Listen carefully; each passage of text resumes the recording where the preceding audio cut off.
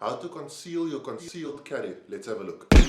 Hey guys, welcome back to the channel Everyday Carry for the Everyday Guy. For those of you who don't know what I do or haven't seen any of my videos before, I review everyday carry gear from an everyday guy's perspective.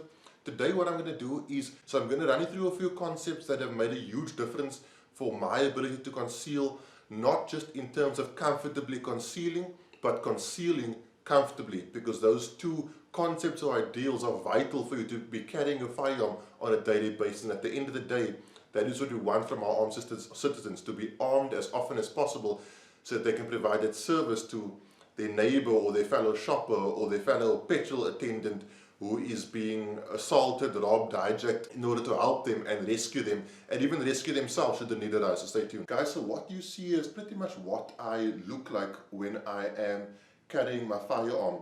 I try not to buy clothing that's too big for me. My clothing fits me true to size, simply because as a concealed carrier, we are part of a very small community or brotherhood, and I want to always maintain an extremely high standard, especially in our appearance. Those of you who do know what's going on, certain organizations want to disarm concealed carriers. I believe that's a victim-making scenario, but that's for another video. My everyday carry is a Glock 19 Gen 4.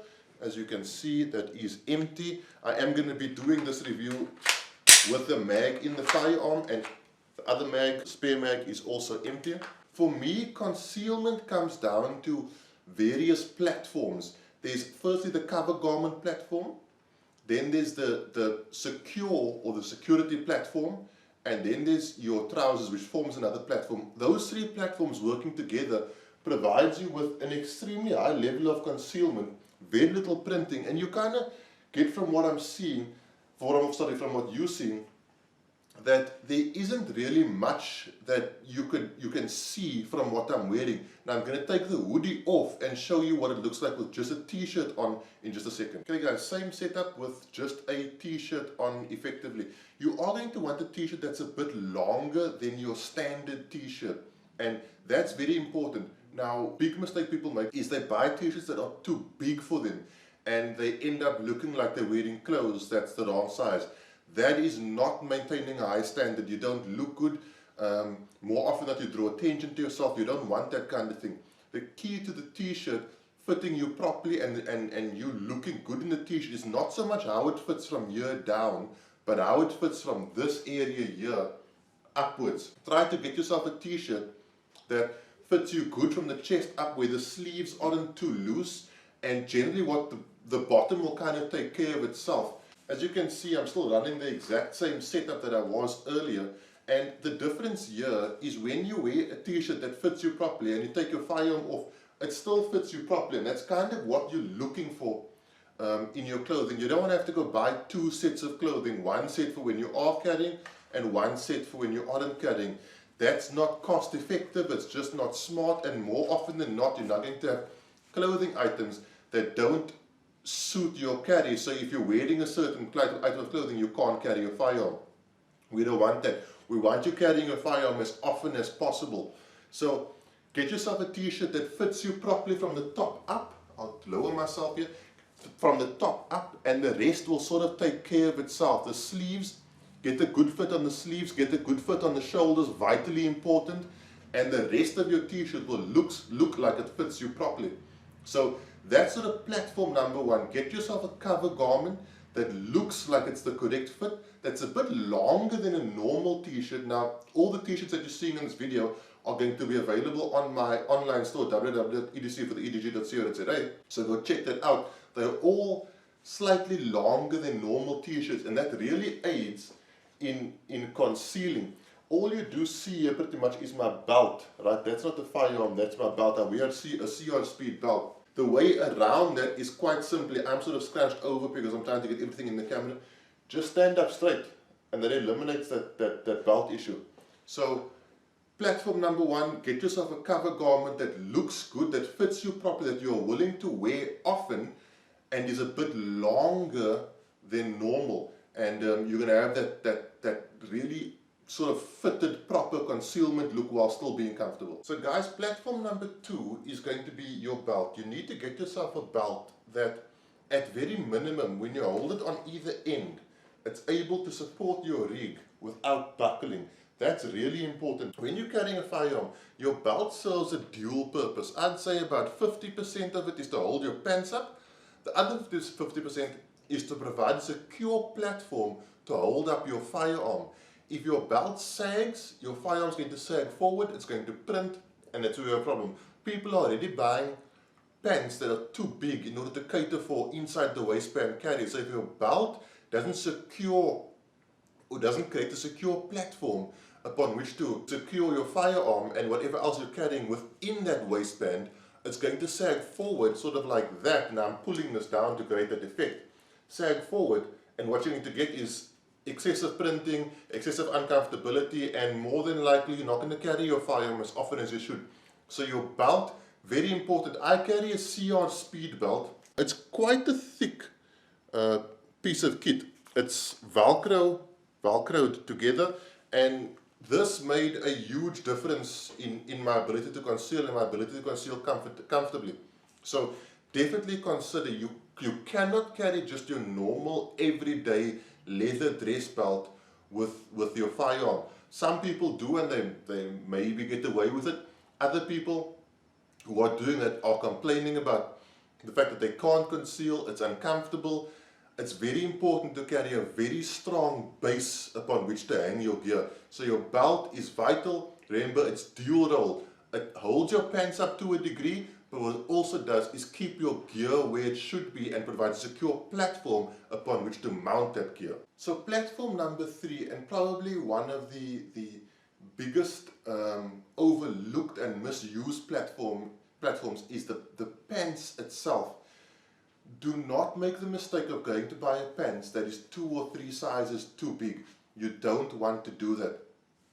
I basically almost always wear the Urban Warrior Infiltrator pant, and that sort of fits me, I would say, perfectly. So I'm wearing it here without a belt on, and I can't really pull it down. I'm carrying all my EDC gear in my pockets, and I can't pull this pants down. The pants is not too big for me. I'll sort of turn sideways and pull it forward. That's how much space. I would say about 2 fingers extra worth of space. The reason for that is you need your pants and your belt to work in conjunction with each other. You can't have the belt doing everything and you can't have the pants doing everything. If the pant is too big, you're going to tie your belt too tight. Now what does that create? It creates that mushroom top effect where it squeezes your skin. Your skin then squeezes over the belt, and guess what's in front of the belt? Your firearm, which pushes forward. And it's also really uncomfortable around here where it cinches tight, especially if you're carrying appendix. This video is going to be entirely based on appendix carry. I will do one in a few weeks for strong side. I'm just reviewing a few strong side holsters, so I want to sort of leave that to one side while I do that review. But pants wise, don't get yourself a pants that is too big. You don't need it. You need a pants that's just slightly too big, but you've got to be able to wear it without a belt, and it shouldn't fall down. If it is falling down, the pants is too big, you're going to cater for that by tying your belt too tightly, which is counterproductive. Next, guys, I want to talk about your belt. So I've got my belt on without my firearm, and as you can see, the belt is not tied ultra tight around my body. It's not doing a thing where it's pinching at the back or in front, so there's no over mushroom effect which causes whatever is pressed against your skin to push outward. Now for those guys who have more onboard padding, this is a very important concept for you if you do want to carry appendix. Don't tie your belt too tightly. I know in the beginning you think your belt's got to be tied super tightly. It doesn't. The support that your belt and your pants give you by holding everything up is what is going to assist you in concealment.